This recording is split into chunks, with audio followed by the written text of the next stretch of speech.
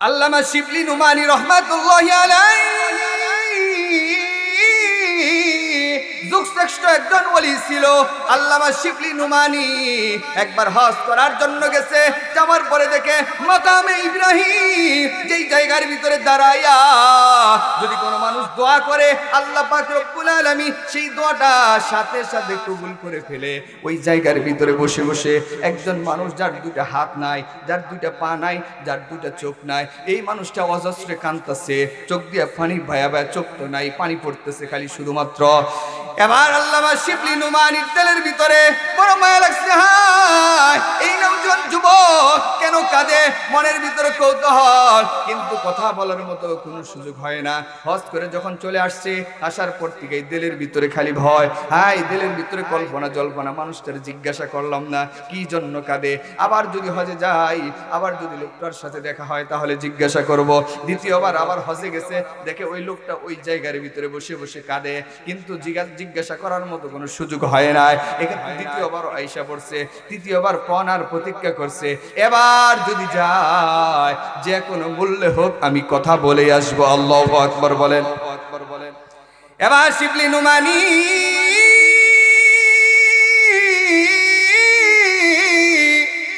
যখন হজ গেছে, হজে যাওয়ার পরে দেখে ওই লোকটা ওই মাকামে ইব্রাহিম ওই জায়গার ভিতরে বসে বসে কান্নাকাটি করতেছে।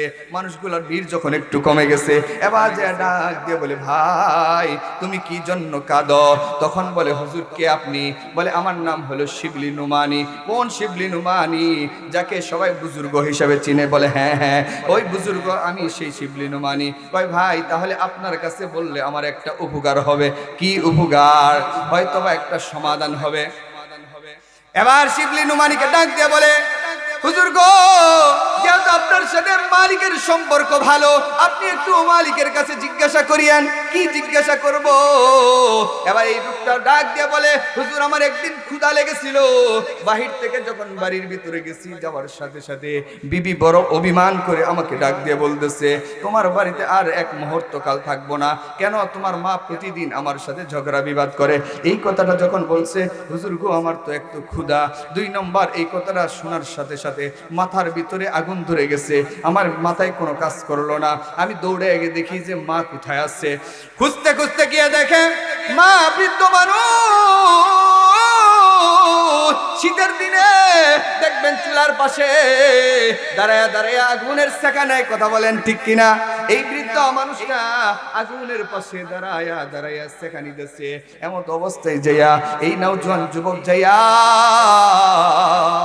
এমন জোরে একটা লাথি মারছে, মা আগুনের ভিতরে পড়ে গেছে। আগুনের ভিতরে যখন পড়ে গেছে, এই নওজোয়ান যুবক চলে আসছে, ওখানে কোনো মানুষ ছিল না।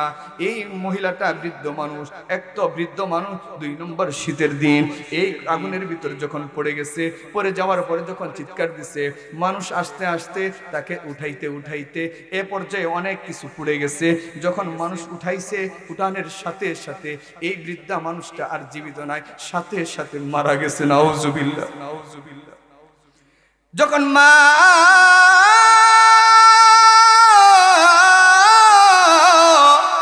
মারা যাওয়ার খবরটা শুনেছে, শোনার সাথে সাথে এবার নওজোয়ান যুবকের ভিতরে কাজ করতেছে, হাই আমি এটা কি করলাম, হাই এটা আমি কি করলাম, এই বলে দিলের ভিতরে চিন্তা ঢুকে গেছে। কি করবে? রাগের মাথায় করে ফেলেছে। এবার জানাজার সবকিছু শেষ, ঘরের ভিতরে আসছে, আসার পরে মনের ভিতরে চিন্তা লেগে গেছে, হাই আমি এটা কি করলাম। এই চিন্তা লাগার পরে আবার মনে মনে ভাবতেছেন যে স্ত্রীর কারণে আমার মাকে দুনিয়ার থেকে বিদায় করে দিলাম, ওই স্ত্রীকে আমি তালাক দিয়ে দিব, স্ত্রীকে রাখবো না। সাথে সাথে স্ত্রীকে তালাক দিয়ে দিছে।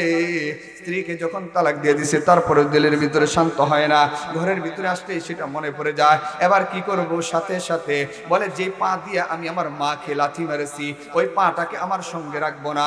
সাথে সাথে আমি পা দুটাকে কেটে ফেললাম। পা কেটে ফেলার পরে দিলের ভিতরে শান্ত হয় না, হাই আমি এটা কি করেছি। আমার 2টো হাতকে কেটে ফেললাম, এরপরেও শান্ত হয় না। আমার 2টো চোখকে উঠে ফেললাম, এরপরে আমার দিল শান্ত হয় না। হুজুর গো আজকে এই মাকামে ইব্রাহিমের ভিতরে দাঁড়ায়া দাঁড়ায়া একদিন নয় দুই দিন নয় দীর্ঘদিন যাবত আমি এখানে দোয়া করতেছি আল্লাহর সাথে, যেহেতু আপনার সম্পর্ক ভালো হুজুর গো আপনি একটুখানি আল্লাহকে জিজ্ঞাসা করে আল্লাহ কি আমার গুনাহ খাতাগুলো মাফ করে দিছে কিনা। 9 নম্বর পারা সূরা আনফালের 2 নম্বর 3 নম্বর 4 নম্বর আয়াতে কারিমা তেলাওয়াত করেছি। আল্লাহ পাক রব্বুল আলামিন এই আয়াতের ভিতরে ঈমানদারের 5টা বৈশিষ্ট্য আলোচনা করেছে। যেই মুমিনের ভিতরে, যেই ঈমানদারের ভিতরে, যেই মুসলমানের ভিতরে, যেই মানুষের ভিতরে এই 5টা সিফাত গুণাবলী থাকবে, আল্লাহ পাক রব্বুল আলামিন তাদেরকে 3টা পুরস্কার দিবে। 1 নম্বর লাহুম দারাজাতুন ইনদা রাব্বিহিম, মালিকের কাছে তার অনেক মর্যাদা হবে, সুবহানাল্লাহ। 2 নম্বর ওয়া মাগফিরাতুন, আল্লাহ তাআলা তার বিগত দিনের সমস্ত গুনাহ খাতা ক্ষমা করে দিবেন। ওয়া রিজকুন কারীম, সম্মানজনক রিজিকের ফয়সালা করে দিবে। 3টা পুরস্কার, আর যোগ্যতা হতে হবে 5টা। আল্লাহ পাক রব্বুল আলামিন আয়াতের ভিতরে বলে ইন্নামাল মুমিনুনা আল্লাযীনা ইযা যুকিরাল্লাহ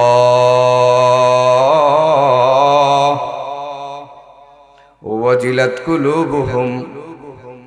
1 নম্বর গুণাবলী হলো নিশ্চয় যারা ঈমানদার দাবি করতে চায়, মুমিন দাবি করতে চায়।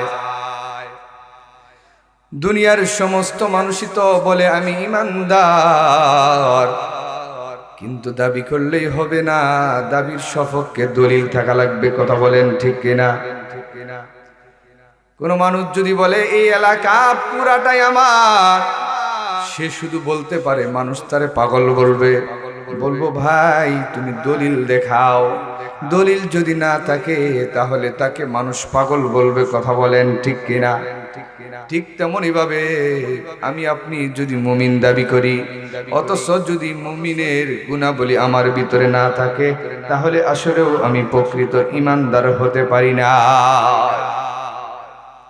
আল্লাহ পাক রব্বুল আলামিন বলে ঈমানদারের 1 নম্বর গুণ হলো ইযা যুকিরাল্লাহু ওয়াজিলাত কুলুবুহুম, যখন মালিকের নাম উচ্চারণ করা হবে সাথে সাথে দিলের ভিতরে ভয় সঞ্চার হয়ে যাবে, দিলের ভিতরে মালিকের প্রেম, মালিকের মহব্বত, মালিকের ভালোবাসা বৃদ্ধি পাইতে থাকবে। কিন্তু আমরাও তো মুমিন, আমরাও তো ঈমানদার দাবি করি, অথচ আমাদের দিলের ভিতরে কখনোই মালিকের নাম শোনার সাথে সাথে দিলের ভিতরে ভয় সঞ্চার হয় না। কথা বলেন ঠিক কিনা? তাই যদি হয়তো মসজিদের মিনার থেকে মুয়াজ্জিন যখন মালিকের নাম 5 বার উচ্চারণ করে, এমন মানুষ আছে মসজিদের সামান দিয়ে হেঁটে যায় মালিকের নাম শোনার পরেও। কথা বলেন ঠিক কিনা? তাহলে বুঝতে হবে আমাদের দিলটা, আমাদের কলবটা সেই পরিমাণের হয় নাই। কথা বলেন ঠিক কিনা? আল্লামা ইবনুল কাইয়্যিম আল জাওজি রাহমাতুল্লাহি আলাইহি বলেন প্রতিটা মানুষের কলব হলো 3 প্রকার। 1 নম্বর হলো কলবে সালিম, সুস্থ কলব, জীবিত এবং সুস্থ কলব। আল্লাহ পাক রব্বুল আলামিন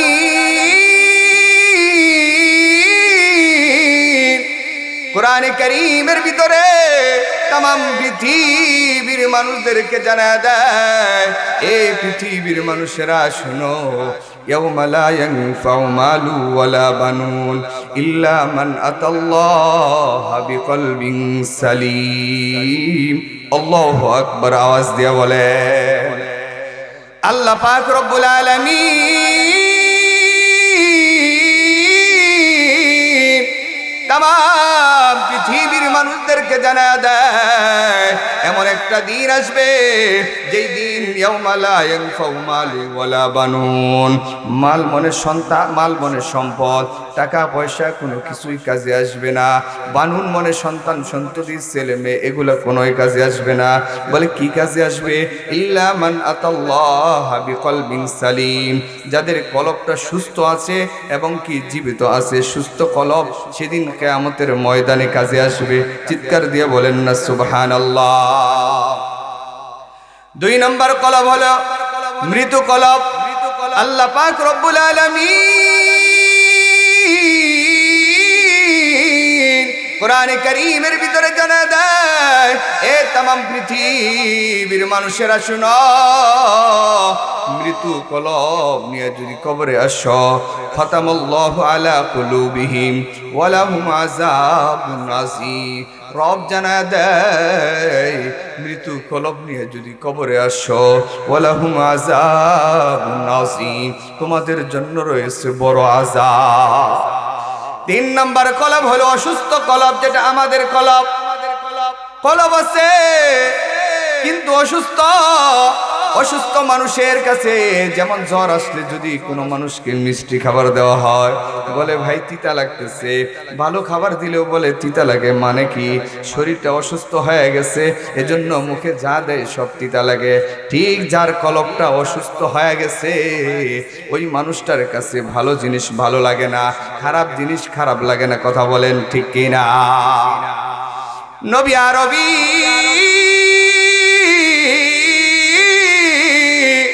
রহমতে আলম নবী আমার জানা দেয়, ইদা সাররাতকা হাসানাতুকা ওয়া সাআতকা সাইয়্যাতুকা ফাআনতা মুমিন।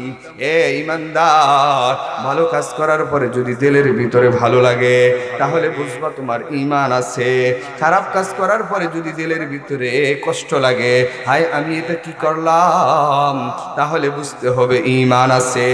আর যদি খারাপ কাজ করার পরে যদি তোমার ভালো লাগে, ভালো কাজ করলে যদি তোমার ভালো না লাগে, তাহলে বুঝতে হবে তোমার ঈমানটা একেবারে নিভে গেছে। আমাদের কলবের অবস্থা হলো এমন, অথচ ইব্রাহিম পয়গম্বর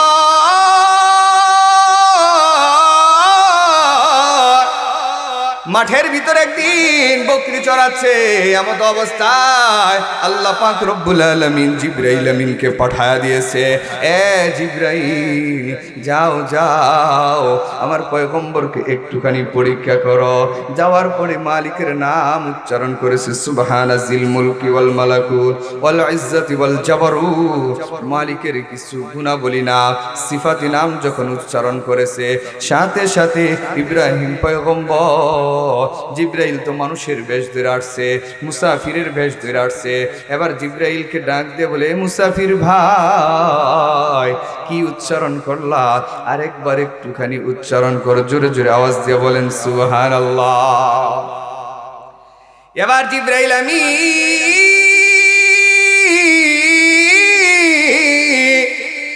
ইব্রাহিম পয়গম্বরকে ডাক দিয়ে বলে, পয়গম্বর না না, এমনি এমনি আমি উচ্চারণ করব না, মাংনা মাংনা উচ্চারণ করব না, বিনিময়ে কি দিবেন সেটা বলেন। ইব্রাহিম পয়গম্বর মালিকের নাম দিলের ভিতরে শোনার সাথে সাথে ভয় আর মালিকের প্রেমটা বেড়ে গেছে।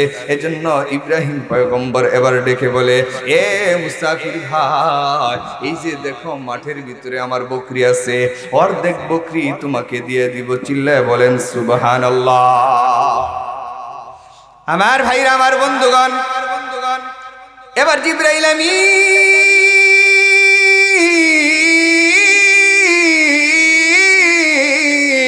মালিকের নাম আবার উচ্চারণ করেছে, সুবহানাজিল মুলকি ওয়াল মালাকুতি ওয়াল ইজ্জাতি ওয়াল জাবারুত। নামগুলা যখন উচ্চারণ করেছে, সাথে সাথে এবার ইব্রাহিম পয়গম্বরের দিলের ভিতরে মহব্বতের আগুনটা আরো বেড়ে গেছে। এবার আবার শোনার সাথে সাথে এবার মুসাফিরকে ডাক দিয়ে বলে, এ মুসাফির ভাই, আরেকবার তুমি নামগুলা উচ্চারণ করো, আল্লাহু আকবার বলে। এবার জিবরাইল আমিন ডাক দিয়ে বলে, না না, এমনি করব না। বিনিময় কি দিবেন বলেন? বিনিময় যদি দেন তাহলে আমি উচ্চারণ করব, না হলে আমি উচ্চারণ করব না।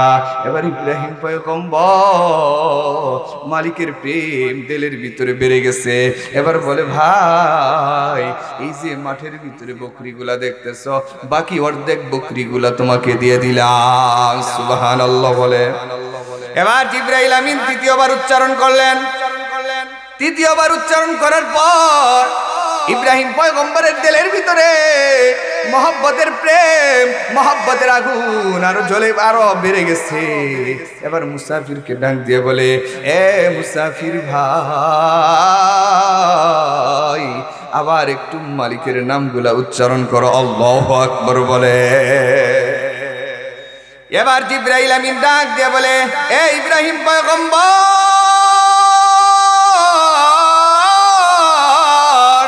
আপনার তো এখন দেওয়ার মতো কিছু নাই, আপনি কি দিবেন? বিনিময় ছাড়া আমি উচ্চারণ করব না।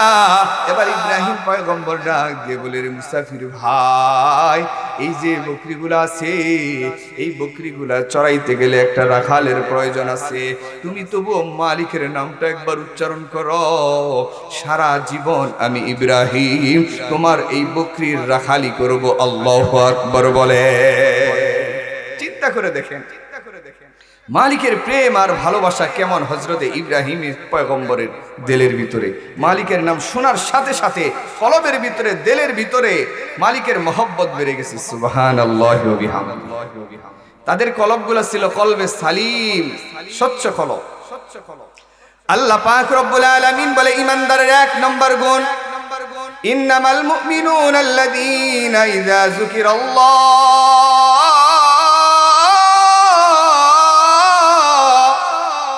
ওয়াজিলাত কুলুবুহুম। এক নম্বর ইমানদারের গুণ হইল মালিকের নাম শোনার সাথে সাথে, ইজা যুকিরাল্লাহ, আল্লাহর জিকির শোনার সাথে সাথে দিলের ভিতরে প্রেম বেড়ে যাবে, ভয় সঞ্চার হয়ে যাবে। তাহলে জিকির মানে কি? জিকিরের অনেক অর্থ আছে। জিকিরের এক নম্বর একটা অর্থ হলো কোরআন। আল্লাহ পাক রব্বুল আলামিন 14 নম্বর পারা সূরা হিজরের প্রথম নম্বর পৃষ্ঠা 9 নম্বর আয়াতের ভিতরে জানায়া দেয়, ইন্না নাহনু নাযালনা যিকরা ওয়া ইন্না লাহু লাহাফিজুন।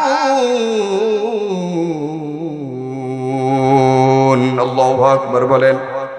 আল্লাহ পাক রব্বুল আলামিন বলে, নিশ্চয় আমি জিকির অবতীর্ণ করেছি এবং জিকিরের হেফাজতের জিম্মাদারি আমি আল্লাহ নিয়েছি।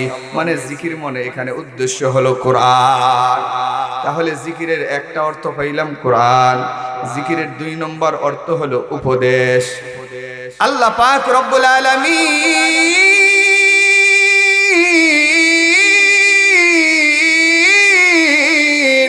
কোরআনে কারীমের ভিতরে জানায় দেয়, ফাযাক্কির বিল কুরআন মান ইয়াখাফু ওয়াঈদ। ও হাবিব আমার, আপনি ফাযাক্কির বিল কুরআন, কোরআনের মাধ্যমে উপদেশ দেন, মান ইয়াখাফু ওয়াঈদ, যার দিলের ভিতরে ভয় আছে তার উপকার হবে। আল্লাহু আকবার। তাহলে জিকিরের 2 নম্বর অর্থ পাইলাম, জিকির মানে উপদেশ। 3 নম্বর জিকিরের অর্থ হলো বিধিবিধান। আল্লাহ পাক রব্বুল আলামিন 16তম পারা সূরা তাহার ভিতরে বলে, ওমান আরাদা আন যিকরি ফাইন্না লাহু মাঈশাতান দানকা ওয়া নাহশুরুহু ইয়াওমাল কিয়ামাতি আ'মা ক্বালা রাব্বি লিমা হাশারতানি আ'মা ওয়া কুনতু বাসীরা। আল্লাহ পাক জানায় দেয়, এ দুনিয়ার মানুষ যারা আজকে দুনিয়ার বিধিবিধান, ওমান আরাদা আন যিকরি, এখানে জিকির দ্বারা উদ্দেশ্য হলো মালিকের বিধিবিধান। যে সমস্ত মানুষগুলা আমার বিধিবিধান থেকে বিমুখতা প্রকাশ করবে, আল্লাহ পাক রব্বুল আলামিন তাম পৃথিবী পৃথিবীর মানুষদেরকে জানায় দেয়, এই পৃথিবীর মানুষেরা, যে সমস্ত মানুষগুলা মালিকের বিধিবিধান থেকে বিমুখতা প্রকাশ করবে, শুধুমাত্র বলবে এটা এখানে না, এখানে ইসলাম মানা যাবে না, এখানে ইসলাম মানা যাবে না, এখানে কোরআন হাদিস চলবে না, এই সমস্ত মানুষ যারা আছে, আল্লাহ বলে ওমান আরদ আন যিকরি, যারা আমার বিধিবিধান থেকে আরদ মনে বিমুখতা প্রকাশ করে, আল্লাহ পাক রব্বুল আলামিন জানা দেয় ওই সমস্ত মানুষের দুনিয়ার জিন্দেগিটা আমি আল্লাহ সংকীর্ণ করে দিব। শুধু তাই নয়, ময়দানে মাহশরে আমি তাদেরকে অন্ধ বানায়া দিব। তখন এই মানুষগুলা মালিককে ডাক দিয়ে বলবে, ও মালিক, আমি তো দুনিয়াতে চোখওয়ালা ছিলাম, ও কুনতু বাসীরা, বাসীরা মানে চোখওয়ালা, ও মালিক আজকে কেন আমি অন্ধ হয়ে গেলাম? তখন রব্বুল আলামিন জানায় দিব, এ দুনিয়ার মানুষ, দুনিয়াতে আমার বিধিবিধান জানা সত্ত্বেও, বিধিবিধানগুলা থাকা সত্ত্বেও তুমি একটু এড়াইয়া এড়াইয়া চলছ, বাইপাস করে চলছ, তুমি না দেখাও না দেখার ভান ধরে চলছ। আমি আল্লাহ আজকে আমি তোমাকে অন্ধ বানায়া দিছি, এই জন্যে আজকে আমি তোমার দিকে তাকাবো না। নাউজুবিল্লাহ। তাহলে জিকিরের 3 নম্বর অর্থ পাইলাম, জিকির মানে বিধিবিধান। 4 নম্বর অর্থ হলো জিকির মানে স্মরণ। আল্লাহ পাক রব্বুল আলামিন तमाम পৃথিবীর মানুষদেরকে জানা দেয়, ফাজকুরুনি আযকুরুকুম, এ দুনিয়ার মানুষ, যদি তুমি আমারে স্মরণ করো আমি আল্লাহ তোমারে স্মরণ করব। আল্লাহু আকবার বলে। তুমি যদি দুনিয়ার মানুষের সামনে স্মরণ করো, আমি আল্লাহ নূরের তৈরি ফেরেশতা আসমানে তোমার নামটা স্মরণ করব। আল্লাহু আকবার বলেন, আকবার বলেন। আল্লাহ পাক রব্বুল আলামিন বলে ফাজকুরুনি আযকুরুকুম, জিকির মানে স্মরণ, মানে মালিকের ভয় সব সময় যেখানে থাকবো, রাতে দিনে, ব্যবসা বাণিজ্যের ভিতরে, ক্ষেত খামারের ভিতরে, সব জায়গার ভিতরে মালিকের স্মরণ। কিন্তু আজকে আমরা তো সেখানে নাই। আমরা শুধুমাত্র কেবলমাত্র যখন কুরবানি ঈদ আসে তখন মালিককে স্মরণ করি। কথা বলেন ঠিক কি না? বিয়ে শাদীর ভিতরে ডিজে গান বাজায়, মেয়ে ছেলে একসঙ্গে খাবারের ব্যবস্থা করে, পর্দার কোনো বিধান নাই। তখন যদি বলা হয় ভাই এই যে ডিজে গান বাজাইতেছো এটা তো হারাম, বা একটু পোলাপানে চাইছে একটু ফুর্তি করবো, আজকে করু, নাউজুবিল্লাহ।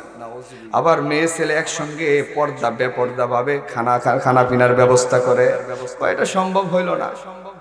কিন্তু মালিক একটু চিন্তা করে দেখেন, আমার মালিক তো নারাজ হয়ে যাইতেছে। এ বেটা, এত বড় একটা নেয়ামত দিলাম সন্তান, আজকে একটা বিবাহ দিবি, সারা জীবনের জন্য অন্যের বাড়িতে চলে যাব, এই সুখ দুঃখের ব্যাপার আছে। এখানে যদি আজকে প্রথমেই তুই আমার মালিকে আমার নাফরমানি করলি, মালিক নারাজ হয়ে যায়। এজন্য সব সময় মালিকের স্মরণ দিলের ভিতরে থাকা দরকার আছে না নাই? যেমন জুলাইখার নাম শুনেছেন আপনারা, অনেকেই নাম শুনেছেন জুলাইখা। এই জুলাইখা একজন মহিলা, উনি একদিন রাতের বেলায় স্বপ্ন দেখে সুন্দর একজন সুঠাম দেহের অধিকারী চেহারাওয়ালা হযরত ইউসুফ আলাইহিস সালামকে স্বপ্নে দেখছে। দেখার পরে কিন্তু কোনো কিছু জিজ্ঞাসা করে নাই। সকাল হয়ে গেছে, মনের ভিতরে কল্পনা জল্পনা, হাই আমি কি দেখলাম, আমি তো জিগাইলাম না তার পরিচয়টা কি, আবার যদি স্বপ্নে আসে তারে জিজ্ঞাসা করব। দিন চলে গেছে, আবার যখন রাত এসে গেছে, আবার সেই স্বপ্নে যুগে ইউসুফ আলাইহিস সালাম জুলেখার সামনে হাজির হয়ে গেছে। দ্বিতীয় দিনে কোনো কিছু জিগায় নাই, চেহারার দিকে তাকাইয়া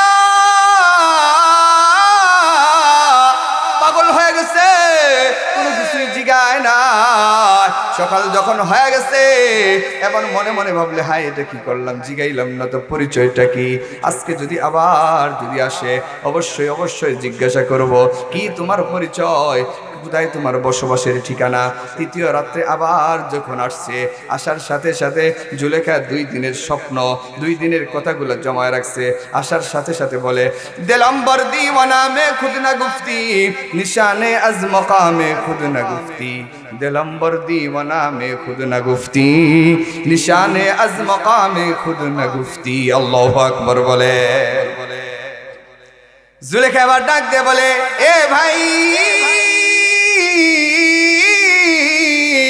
তোমার চেহারা তো চন্দ্র সূর্যের চাইতে আরো উজ্জ্বল। যাই কিছু হও না কেন, হয় ফেরেশতা নয় মানুষ, যাই কিছু হও না কেন, তোমার তো অবশ্যই একটা পরিচয় আছে, অবশ্যই তোমার একটা বসবাসের ঠিকানা আছে।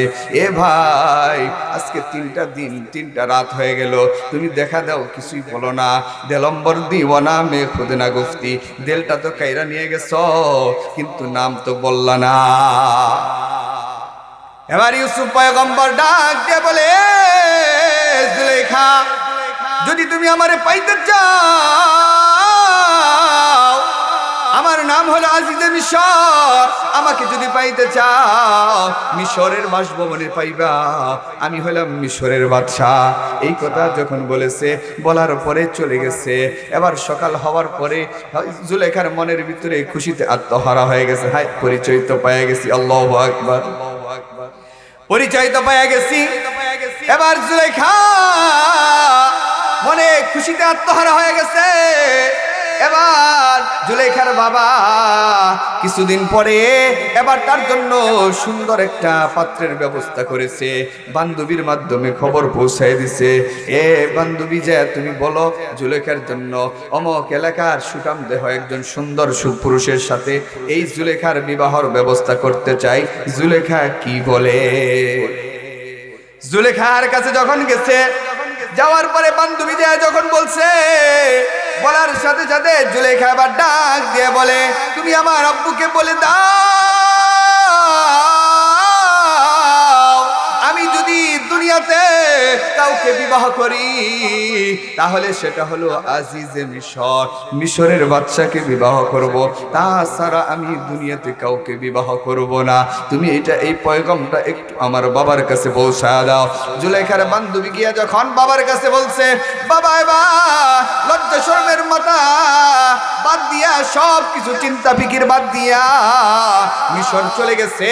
মিশর চলে যাওয়ার পর এবার যে আজিজে মিশরকে গিয়ে বলে, এ বাদশা নামদা, আমার একটা মেয়ে আছে, 18 বছরের বয়স, মাত্র 18 বছরের বয়স, আমার একমাত্র মেয়ে, অনেক চেহারাওয়ালা, অনেক সুন্দরী, আমার অনেক সয় সম্পত্তি আছে, আমার কোনো কিছুর অভাব নাই।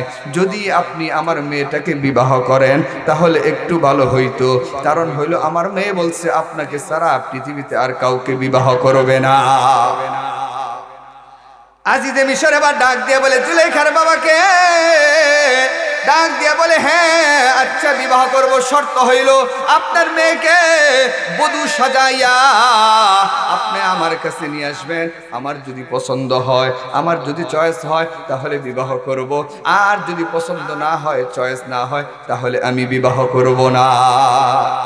আজিজে মিশর এটা বলে দিছে। এই কথাটা শোনার সাথে সাথে জুলেখার বাবার মাথার ভিতরে কেমন যেন আসমান ভেঙে পড়লো। হ্যাঁ, এটা কি বলে?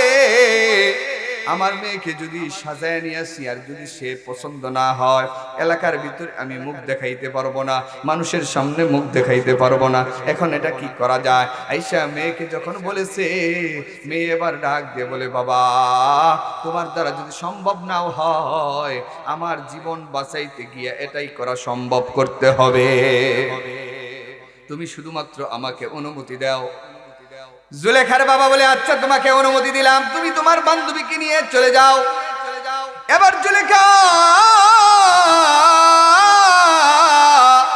বান্ধবীকে নিয়ে মিশর চলে গেলে, মিশর যাওয়ার পরে এবার যখন মিশরের আজিজে মিশর মিশরের বাসভবনে যখন গেছে, আজিজে মিশরের বাসভবনে যখন গেছে, হঠাৎ করে আজিজে মিশর বাসভবনে ঢুকতেছে, ইউনিফর্ম চেহারায়, ইউনিফর্ম অর্থাৎ পোশাক, স্বপ্নে যুগে যেই পোশাক দেখছিল এখনো দেখে তার গায়ের ভিতরে সেই পোশাক, কিন্তু স্বপ্নে যুগে যেই চেহারা দেখছিল কিন্তু এই চেহারার সাথে মিল নাই। পোশাকের সাথে মিল আছে কিন্তু চেহারার সাথে মিল নাই। এবার আজিজে মিশর যিনি ছিলেন তার চোখটা জুলেখার দিকে যখন পড়ে গেছে, জুলেখার চেহারা সুন্দর ছিল, দেখার সাথে সাথে আজিজে মিশর পাগল হয়ে গেছে। এবার বলে আমি তাকে বিবাহ করব, কিন্তু এবার জুলেখা মনটা খারাপ, ভাই এটা কি হইল? পোশাকে তো কয় সেইটা, কিন্তু চেহারায় কয় সেটা না। তাহলে এখন কি করা? বান্ধবীর সাথে পরামর্শ করে, এ বান্ধবী এখন আমি কি করতে পারি? বান্ধবী একটু বুদ্ধিমতী ছিল, এবার তাকে পরামর্শ দিল, যেহেতু আসছ, যেহেতু পোশাকে কয় উনি, কিন্তু চেহারা যেহেতু নাই, আপাতত এখানে থাইকা যাও, আল্লাহ পাক রব্বুল আলামিন হয়তো একটা ব্যবস্থা করে দিবে। চিল্লায় বলেন সুবহানাল্লাহ। আমার ভাইরা, আমার বন্ধুগণ, এই কথা যখন বলেছে, এবার জুলেখা রাজি হয়ে গেছে। আজিজে মিশর এলাকা দেশের ভিতরে ডাকডুল পিটাইয়া বিবাহের ইন্তজাম করেছে। বিবাহ হয়ে গেছে। রাতের বেলায় যখন ঘরে চলে গেছে, ঘরে যাওয়ার পরে আল্লাহ পাক রব্বুল আলামিন আজিজে মিশরকে হুকুম করেছে, আজিজে মিশর কোন সাথে সাথে, কোন বলেছে সাথে সাথে নামরদ হয়ে গেছে, পুরুষত্বহীন হয়ে গেছে। এবার জুলেখার মনের ভিতরে বড় দুঃখ, দেশ ছেড়ে মা বাবা ছেড়ে সব কিছু ছেড়ে মিশর আসলাম, যেই মানুষটার খুঁজে আসলাম সেই মানুষটাকে তো পাইলাম না, চেহারাও পাইলাম না, খালি পোশাকটা পাইলাম। কিন্তু এবার বিবাহ হইল, বিবাহ হওয়ার পরেও আবার অকৃতকার্য পাইলাম, পুরুষত্বহীন পাইলাম। মনের ভিতরে ব্যথা, আর সব সময় ওই আজিজে মিশরের সংসার করতেছে, ঘরবাড়ি সব কিছু করতেছে, চলাফেরা করে। কিন্তু সকালে ওঠার পরে ওই যে স্বপ্নে যাকে দেখছিল ইউসুফ পয়গম্বর, ইউসুফ পয়গম্বরের কথাটা সব সময় দিলের ভিতরে আছে। সকাল যখন হয়ে যায়, সকাল হওয়ার পরে বাজারে বাজারে ঘুরে ওই ইউসুফ পয়গম্বরকে খোঁজার জন্য, ওই যে স্বপ্নের ভিতরে যে দেখেছিল, অথচ আজিজে মিশরের সংসার ঠিকই করে, কিন্তু দিলের ভিতরে জায়গা দিয়েছে ইউসুফ পয়গম্বরকে। কথা বলেন ঠিক কিনা? ঠিক আমাদেরও এই দুনিয়ার জমিনের ভিতরে ঘর বাড়ি সব করতে হবে, সংসার চালাইতে হবে, কিন্তু প্রতিটা মুহূর্তে প্রতিটা জায়গায় সব সময় মালিককে দিলের ভিতরে জায়গা দিতে হবে। কথা বলেন ঠিক কিনা? আল্লাহ পাক রব্বুল আলামিন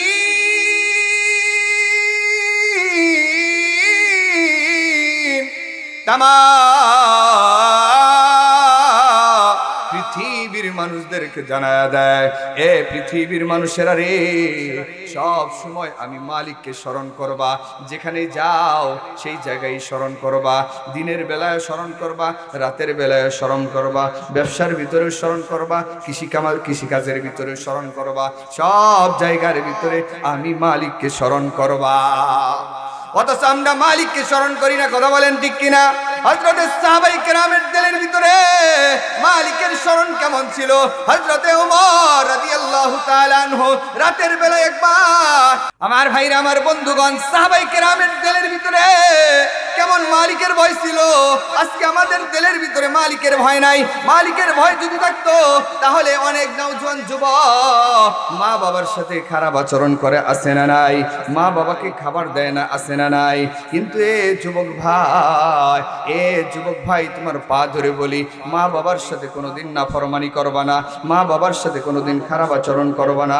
রাসূল বলেছে, যেই সন্তানের প্রতি মা বাবা রাজি, ওই সন্তানের প্রতি আল্লাহ রাজি। যেই সন্তানের প্রতি মা বাবা নারাজ, ওই সন্তানের প্রতি আল্লাহ নারাজ। তুমি মুফতি মুহাদ্দিস যাই কিছু হও না কেন, তুমি যদি প্রতিদিন হজ করো, তোমার একটা ইবাদত আল্লাহ কবুল করবে না।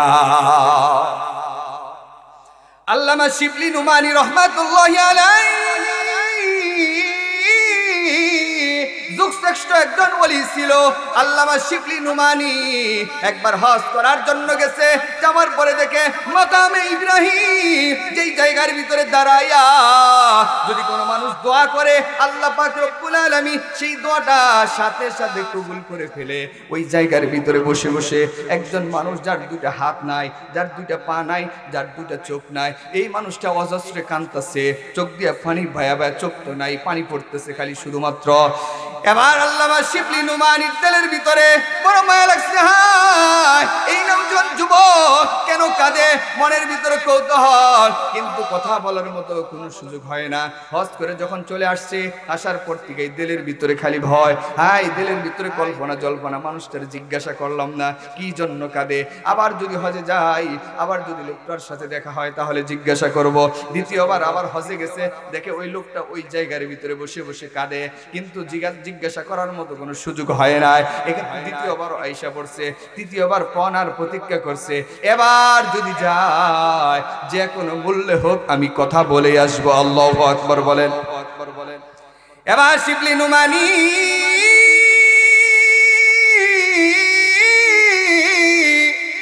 যখন হজ গেছে, হজে যাওয়ার পরে দেখে ওই লোকটা ওই মাকামে ইব্রাহিম ওই জায়গার ভিতরে বসে বসে কান্নাকাটি করতেছে।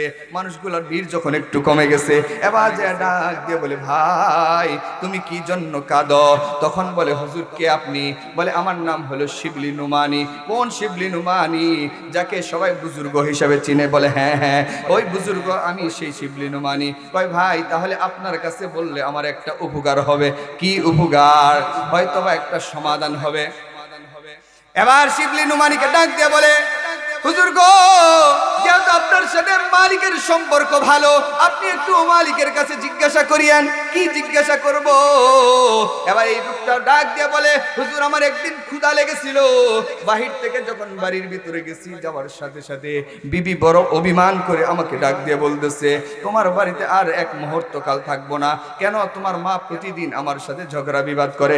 এই কথাটা যখন বলছে, হুজুর গো আমার তো একটু ক্ষুধা।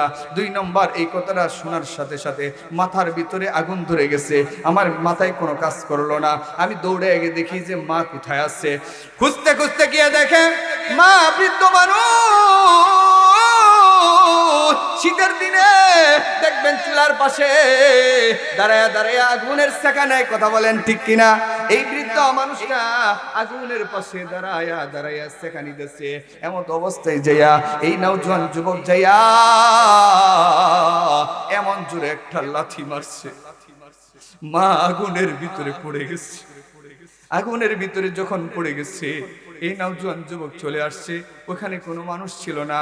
এই মহিলাটা বৃদ্ধ মানুষ, এক তো বৃদ্ধ মানুষ, 2 নম্বর শীতের দিন, এই আগুনের ভিতরে যখন পড়ে গেছে, পড়ে যাওয়ার পরে যখন চিৎকার দিছে, মানুষ আসতে আসতে তাকে উঠাইতে উঠাইতে এ পর্যায়ে অনেক কিছু পুড়ে গেছে। যখন মানুষ উঠাইছে, উঠানের সাথে সাথে এই বৃদ্ধা মানুষটা আর জীবিত নাই, সাথে সাথে মারা গেছে। নাউজুবিল্লাহ, নাউজুবিল্লাহ। যখন মা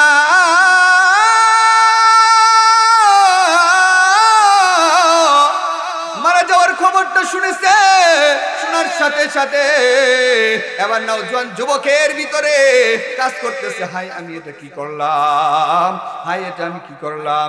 এই বলে দিলের ভিতরে চিন্তা ঢুকে গেছে, কি করবে, রাগের মাথায় করে ফেলেছে। এবার জানাজার সবকিছু শেষ, ঘরের ভিতরে আসছে, আসার পরে ঘরের ভিতরে চিন্তা লেগে গেছে, হাই আমি এটা কি করলাম।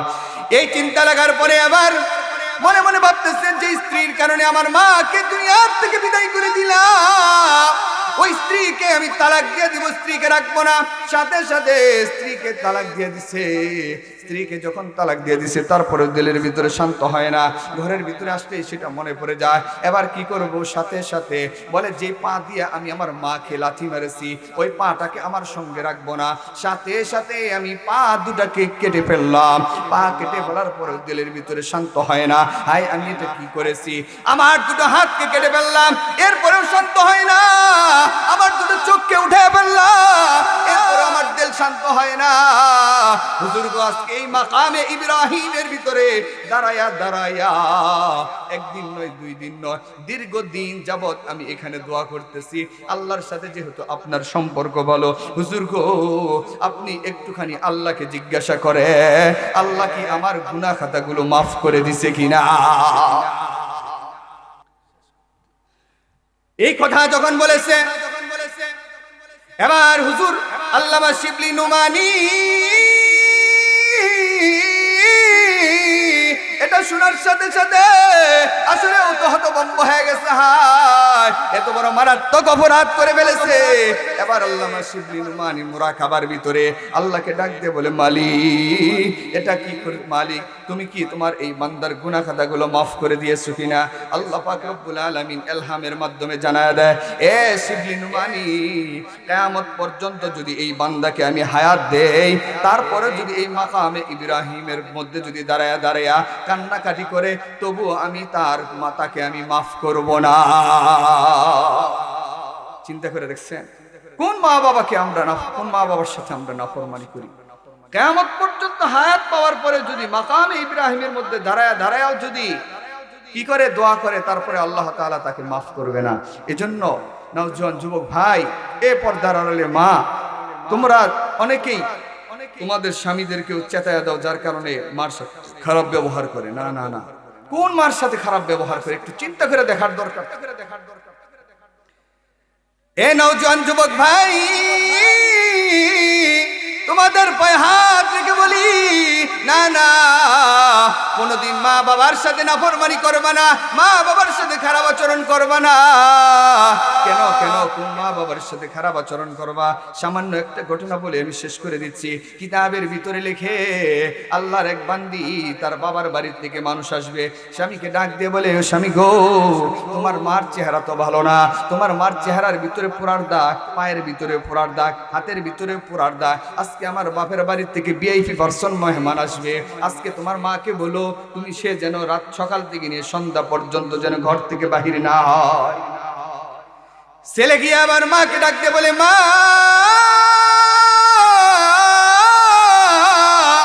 তোমার বৌমা বলছে, তোমার বৌমা বলছে আজকে যেন সকাল দিকে নিয়ে সন্ধ্যা পর্যন্ত তুমি যেন ঘর থেকে বাহিরে না হও। এই কথা যখন বলেছে, আজকে তার বাবার বাড়ি থেকে মেহমান আসবে, এই কথা যখন বলেছে, মা বলে, আচ্ছা তুমি যেন অসম্মানী না হও, সমস্যা নাই, আমি ঘর থেকে বের হব না। এই কথা বলে দিয়েছে। মেহমান আসছে, সকাল থেকে নিয়ে সন্ধ্যা পর্যন্ত চলে গেছে। খাবার শেষ মুহূর্তে গিয়া সকাল বিকেল বেলা যখন স্বামী স্ত্রী মিলে দুইজনে খাবার খাইতেছে, এমন অবস্থায় মেহমান যাওয়ার পরে কিন্তু ভালো খাবার থাকে না, কথা বলেন ঠিক কিনা? একটা হাড্ডি খাইতেছে, খাওয়ার সময় হঠাৎ করে গলার ভিতরে লাইগা গেছে। লাইগা যাওয়ার পরে এমন রক্ত বের হয়েছে, শরীরের ভিতরে যেই পরিমাণে রক্ত ছিল সবগুলাই প্রায় শেষ হয়ে গেছে, কোনোভাবেই বন্ধ করা সম্ভব হয় না।